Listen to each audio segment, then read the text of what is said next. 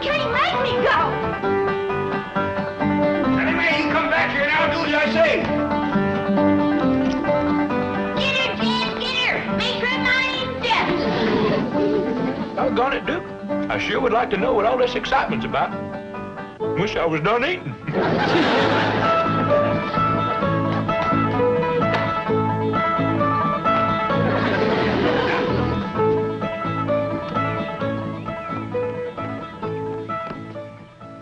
You might as well give up, Jed.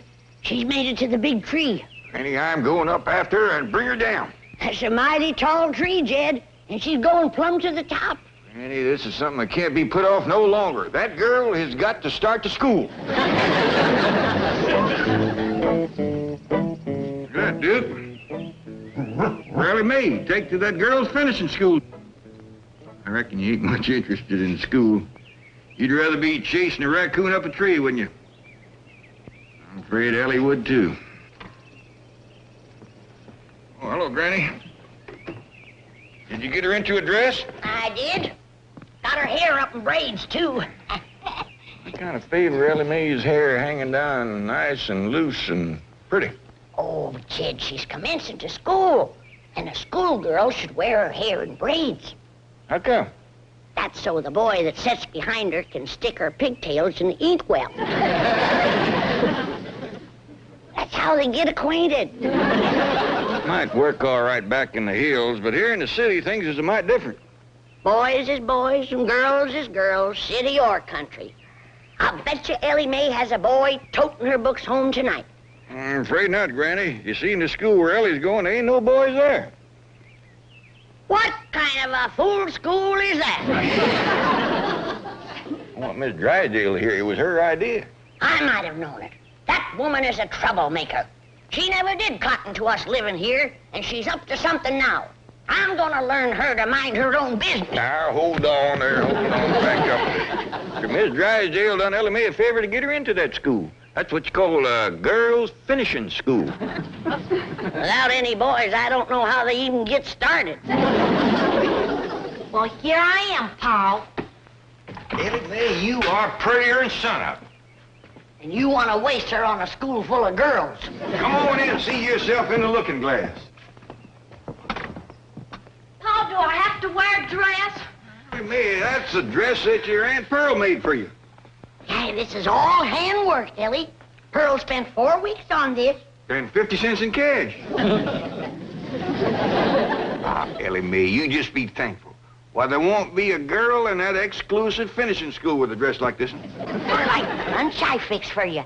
I even throwed in a surprise for the teacher. A nice, big, fat, baked old possum. Swimming in gopher gravy. I tell you, Elly May, you're gonna cut a wide path through that school. Paul, why can't I wear my regular clothes to school? Because this is Beverly Hills and girls is just... Jed Clampetts speaking. Oh, howdy there, Miss Drysdale. Well, yeah, she's just about ready to go now, but she's wanting to wear her old pants and shirt, and I told her that... It is? Well, that sure is going to pleasure Elly. Well, thank you, Miss Drysdale. Bye. Miss Drysdale said it'd be just fine for you to wear your old pants and shirt to that exclusive finishing school.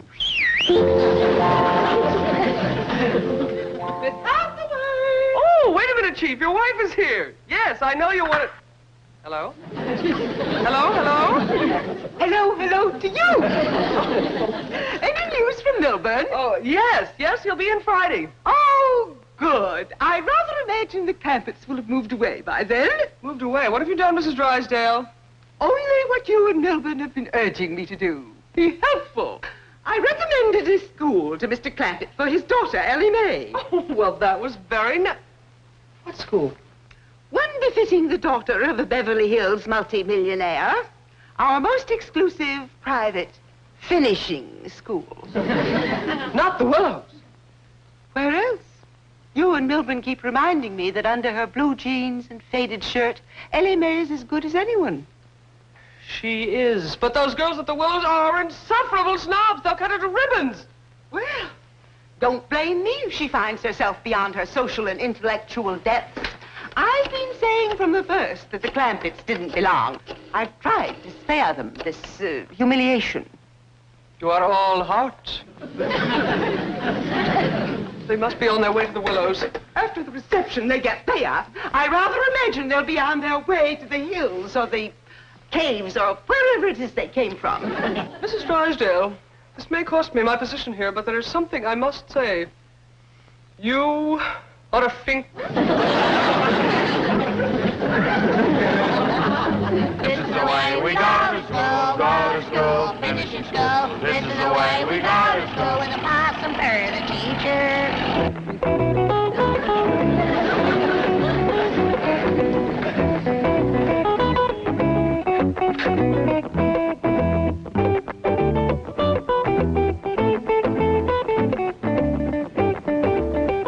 Cynthia, I still do not approve of your attending school in such casual attire. None of the other girls are wearing slacks and sweatshirts. Oh, Mama, relax. The other girls look to me to set the pace. Tomorrow, everyone will be wearing mink sweatshirts. And then, of course, I shall switch to chinchilla. Do you want Mother to go in and help you enroll, dear? Oh, no, darling. I'm taking the same subjects as last year. Golf, fencing, tennis, riding, history, and water skiing. Do try to stick with it this time, Cynthia. You're becoming a finishing school dropout.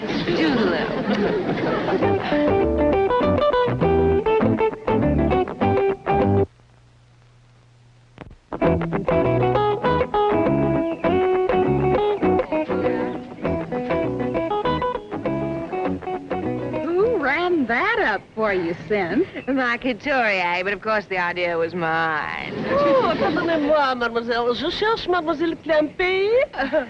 Oh, well, I'm afraid my French is a little rusty. I am from E04, the famous Parisian fashion magazine. Well, this is my own concept.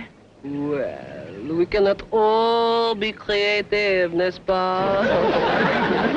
Oh, but getting back to Mademoiselle Clampetts, we understand she is enrolling here today, and naturally, she would set a new style trend just as she always does. Clampetts? Oh, yes, they has just moved here from their mountain chateau. They're ghastly rich, swimming in oil. Complete non-conformists, fiercely original. They sometimes weave their own cloth. Oh, well, that is original. I think she is arriving. This is the way we go to school with a possum for the teacher. In that old trunk? That must be part of the overall motif. She spares no expense to create total effect. Well, there you are, Ellie. You want us to go in with you to see you get a good desk? I'll be all right, Pop. I see Miss Jane up yonder by the porch. I bet you Miss Drysdale sent her over to see Ellie feels at home. She's just wearing blue jeans and a shirt and a rope for a belt. A basic, how understated, how zen. She looks like a hillbilly. Voila! You have given this new vogue a name. It will sweep Paris like wildfire. I'll get my sketch pad. Here's your possum, Ellie. And remember, when you give it to the teacher, don't slop no hot gopher gravy on her. I won't, Granny. Bye-bye, Ellie. Bye, Ellie. Bye, Ellie. Bye. Learn your cipher, and Ellie, and be a good girl. Bye. Cynthia, she's carrying a bucket. Yes. It's the ultimate simplicity in purses. Next week, Jackie Kennedy will have one. Here she comes now. I do hope she will remember me. It would be such a thrill. Well, hi there, Miss Jane. Sure is good to see you here. She remembers me. Oh, Mademoiselle Clampetts. C'est si ravissant. C'est un si grand honneur. Gosh, you might, I can't figure a word you're saying. That's what I call total effect. She has even mastered the accent. S'il vous plaît. Vous êtes formidable. She's your daughter, Jed. And I ain't one for telling you how to raise her or where to send her to school. Unless, of course, you wish to ask me. If you want to send Elly May to school where there's no boys, that's your business. And you ain't gonna get one word out of me. Unless you ask. Granny. You're making a mistake. Howdy there, Miss Jane. Elly May, you didn't spend no time at all at school. Well, I know, Pa. I met just one girl, and then Miss Jane said we'd ought to leave. Well, I thought it best. Elly May, you didn't give the teacher her possum. Well, Miss Jane wouldn't let me. What? Oh, well, you see, Granny, there are a dozen teachers, and I was afraid they'd fight over it. Well, she's right. One possum wouldn't hardly feed no more than 2 people. That's right. I'll get busy, and tomorrow I'll bake you 6 possums. Miss Jane said I hadn't ought to go back tomorrow. Why not? Well, You mean Elly May ain't good enough for them other girls? Oh, it's not that. Let's hear the truth now. Well, if you want the truth, they are not good enough for her. Elly May, don't you listen to that kind of talk. Miss Jane, we don't hold with some folks thinking they's better than others. Mr. Clampett, not everyone feels that way. Anyone can get a spiteful spell now and then. Yeah, now you take Miss Drysdale. For a time there, she was treating us like we was polecats at a picnic. Yesterday, she turned real nice, and she told me about that school for Elly to go to. I can see this is going to take time, and I must get back to the office now. Don't let Elly May have anything more to do with those girls at the Willows. I declare, I never thought Miss Jane would put on airs. Me neither. Elly May, I hope them girls over to the school didn't get the feeling that you held yourself above them. I hope not, too, Pa. Why don't you invite the whole kit and caboodle of them over here for a possum supper? Granny, I just met one girl, Cynthia Fenwick. Well, invite Cynthia and her whole family. I did, Pa.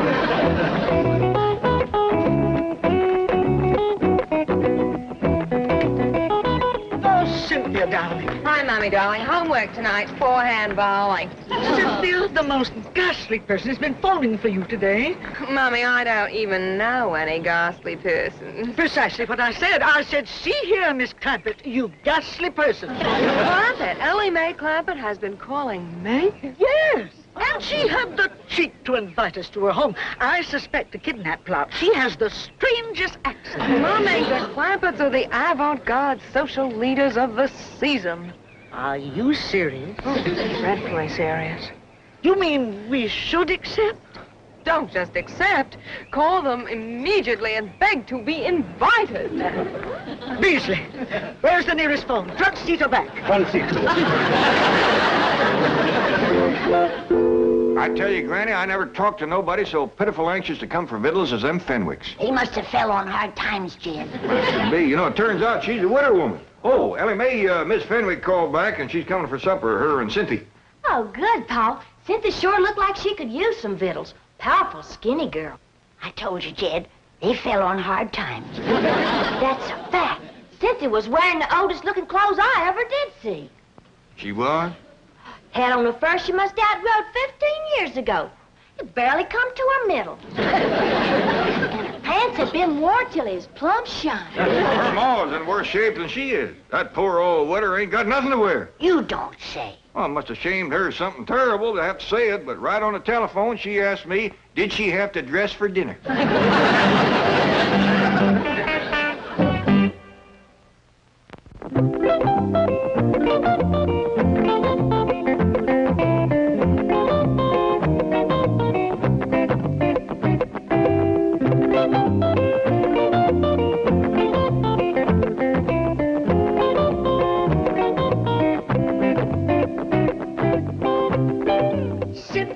I have always tried to indulge your every whim. I've been a very generous and I've been a very understanding mother. But I refuse to go to dinner in blue jeans. Oh, Mommy. Either we go dressed in the height of fashion or I shall hold my breath until I turn purple. I think how that will go with this orange peignoir. But dear, they're not showing blue jeans, not in Vogue, not in Harper's, and every couturier we've called has hung up on us. Now, how can they be fashionable? because Elly May Clampett has decreed it. Think of it, Mommy. We can wear them before Princess Grace and Jackie Kennedy. Ooh. Are they going to be at the Clampetts dinner? No, Mommy. And neither will we unless I can find some blue jeans. I best call Elly May and explain why we're running late. Well, sure, Cynthia. You and your ma just take your time. That's all right. Bye. Paul, you sure was right about them folks being hard up. They's gonna be late because they can't find clothes to wear. Elly May, you're thinking about the same thing I am. Take them some of mine. I'd have done in a way that don't rob them of their pride. Jethro, I want you to drive Elly May. She's going over to Fenwick's to take him some clothes. Oh, yes, sir. Oh, they can have some of mine, too. Mine, too. That's the spirit. Come on, Jethro.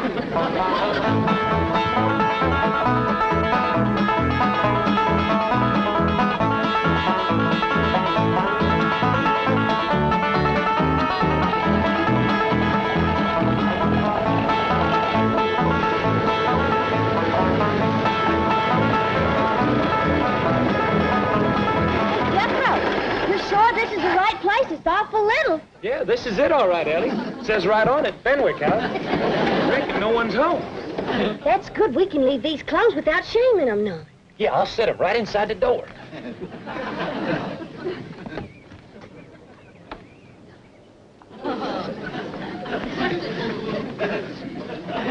Look at Ellie. Just one teensy little room. No stick of furniture in it. Hey, and look. He's trying to grow a little garden right here in this box. No wonder poor Cynthia's so thin. There ain't enough in there to feed a baby rabbit. Cynthia! Perhaps we could buy blue jeans, already made, at what do they call it, a clothing store. Oh, Mommy. But you needn't be crude about it. The butler's buzzing. Yes, Jason. Mommy, are you expecting a caller? There seems to be someone at the gatehouse. No, dear. No, Jason. Mummy, the gatehouse. The gardeners sometimes leave work clothes there. Surely you're not suggesting that... This is an emergency. I shall dash right down to the gatehouse and have a look. Jason, have the car brought round immediately. It would have broke your heart to see where they live. Their whole house ain't no bigger than a chicken coop. They don't even have a place to roost. Not one stick of furniture. No victuals except some little old greens that's trying to grow in a box. Pitiful. Just pitiful. You know, I always wondered why the Lord give us so much, but I reckon this is the reason. He wanted us to share with poor, needy folks like the widow Fenwick and her young'un. Now, Elly May brought them some clothes. Granny is going to give them some food. What they need now is furnishings for that poor little house of theirs. Now, quick, let's load up the truck before they get here. Granny and Ellie, you get some dishes and some eating tools. Jethro and me, you'll find us some furniture. I want you young'uns to learn something now that I hope will abide with you for the rest of your days. The greatest joy of living is a joy that comes from giving.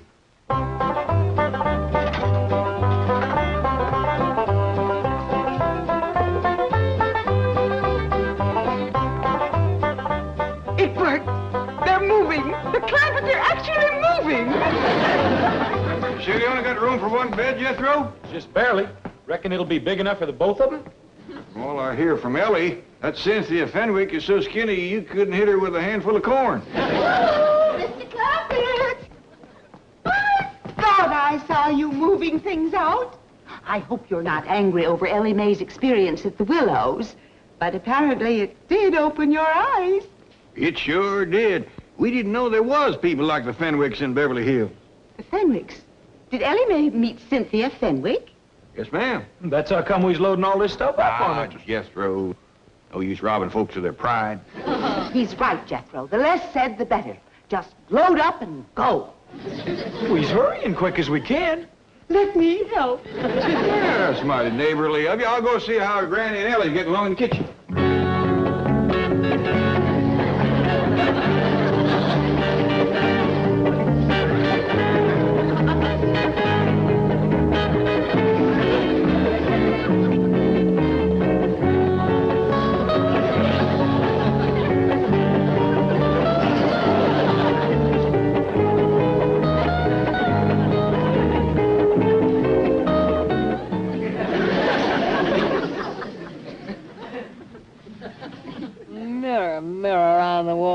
is the most understated and zen of all.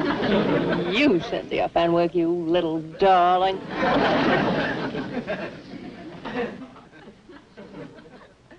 Come to the mirror, Mums. Let's see how you look. I can't look. I just can't.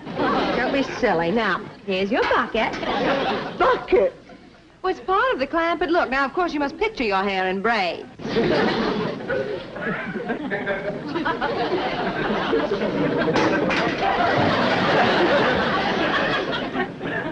Really? Jason, come quickly. Bring some cold champagne to pour over Mummy. It doesn't matter. Any vintage year will do.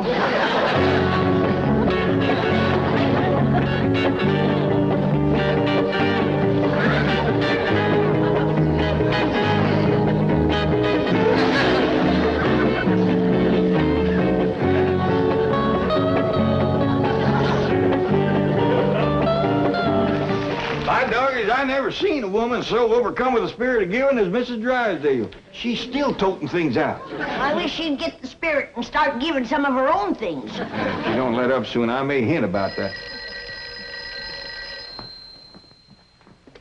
Jed Clampett speaking. Oh, howdy there, Miss Cynthia. Y'all coming over today? Well, I'm afraid Mummy's not well. Might we have a rain check? Why, you betcha you can. Just a minute. Granny, you gonna rain tonight? All the signs point to it. Granny says yes. You'd best keep your maw inside and in the dry tonight. Yes. Well, I shall. How about tomorrow? Just a minute. How about tomorrow, Granny? Fair and sunny. Granny says tomorrow'll be fine. You all come over and spend the whole day. Oh, thank you, Mr. Clampett. Thank you and bless you. We are so deeply grateful to you for your kindness and understanding. Well, I'd really just love to say more, but Mummy's fainted and I must attend to her. Well, yes, ma'am. You do that. Them Fenwicks is so overcome by that little show of kindness of ours that Cynthia just about bawling and the widow fainted dead away. Jed, you best come see the Mrs. Drysdale. I'm afraid she's gonna strain something working the way she is. Yeah, I'll tend to that, Jethro. You get the truck under cover before it rains. Ellie, we gotta get upstairs and close them windows.